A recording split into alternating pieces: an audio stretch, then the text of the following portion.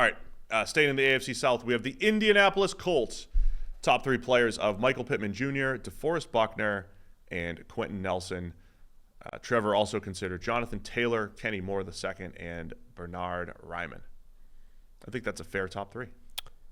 Yeah, probably. Is there anyone you would definitely put in over those guys? If you think Jonathan Taylor can get back to form, but we're talking form from a couple of years ago, really, for Taylor.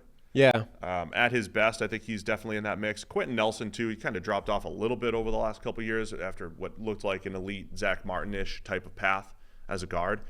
But I think what you're seeing with Pittman Jr., I mean, is he a top, I don't even know if he's a top 10 receiver in the league, but he's solid and good. He just got paid. Right. DeForest Buckner is still very effective on a defensive line that has been, kind of hit or miss over the last few years for the Colts. Buckner has been extremely consistent all pretty much not 8 seasons of his career.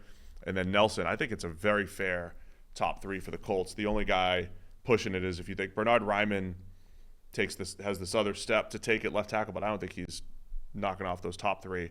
It's just Jonathan Taylor, I think, that maybe is in the mix if you think he can get back to form. I mean, I think Buckner is the clear number one, and after that, I think there's a discussion everywhere. But Buckner would be the number one guy by a distance for me. And then, Michael Pittman, Kenny Moore, Jonathan Taylor, definitely probably 3 offensive linemen. Quentin Nelson, Ryan Kelly, Bernhard Raimann, maybe even Braden Smith. Like, this is an offensive line that should be really good and hasn't been necessarily throughout the entire time. I mean, they were much better last year. It was the 22 season that was disastrous with a lot of the injuries and everything. Right. Last year, they only struggled when Blake Freeland had to come in. Yeah, for a little bit. It's not a good endorsement for the model. Don't bring it up. It's not good. It's a good top three for the Colts. It's a solid roster. I think it has been for a few years now. Solid players in their top three. Anthony Richardson has a chance to jump in. Is he gonna have the year 2 breakout? I mean, a lot of hype for Richardson. Yeah, going into year 2. I'm looking forward to seeing what he did. There was a lot of good there, but some inconsistency as well.